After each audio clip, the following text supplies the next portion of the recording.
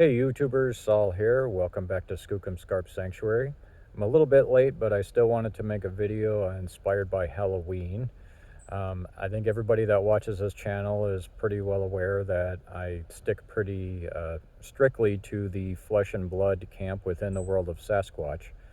However, just some of my experiences here that are so difficult to explain, and things that I've heard over the years, particularly on podcasts, I'm open to the idea that maybe part of this could be something that is so far out, it's like beyond uh, anthropology, that there could be components of this that our science has no way really to grapple with it at this time. So, certainly being out here, who knows how much of it is the madness of being alone in the dark for long periods of time. But you kind of question your own sanity with some of this stuff, when you really can't explain it and you start thinking, well, maybe this isn't even Sasquatch. Maybe it's something even weirder, that's a really uncomfortable spot to be in. So, the main thing, I guess, when I follow this thought experiment through, all right, let's consider the possibility for a moment that Sasquatch, either none of it is physical, or some of it is like non-physical in some sort of way that we totally don't understand. And maybe, I guess, toss into that category, the orbs that people report and these different sorts of phenomenon.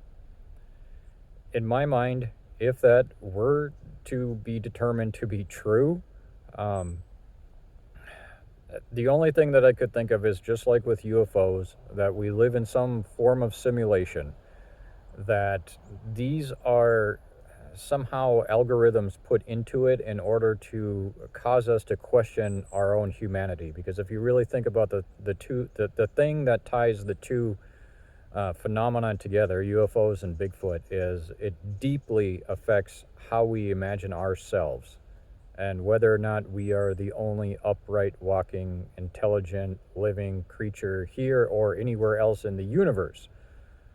And just some of the stuff in the UFO lore about how the phenomena seems to have changed over time, and so I'm definitely that's not something that I can study. And so I'm definitely going to stick to the flesh and blood because, there's something out here and it makes footprints, etc.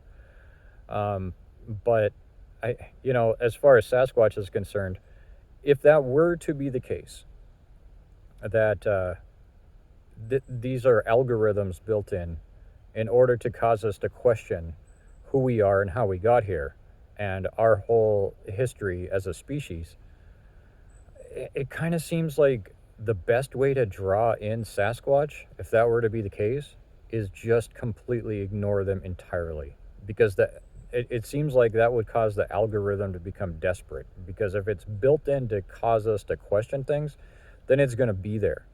And it's going to want to come in if we're not paying attention to it. And maybe that's part of why researchers get so frustrated chasing this. Maybe the further you chase it, the harder it is to find, so there's all sorts of philosophical things that we could talk about in this realm, but that's pretty much what I wanted to say.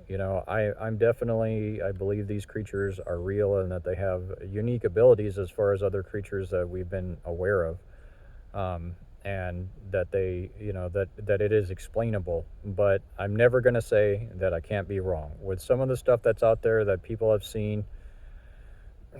Who knows? It's way too bizarre to be certain about just about anything. So that's my spooky Halloween paranormal comments. If you have any comments, leave them on the video. Thanks for watching.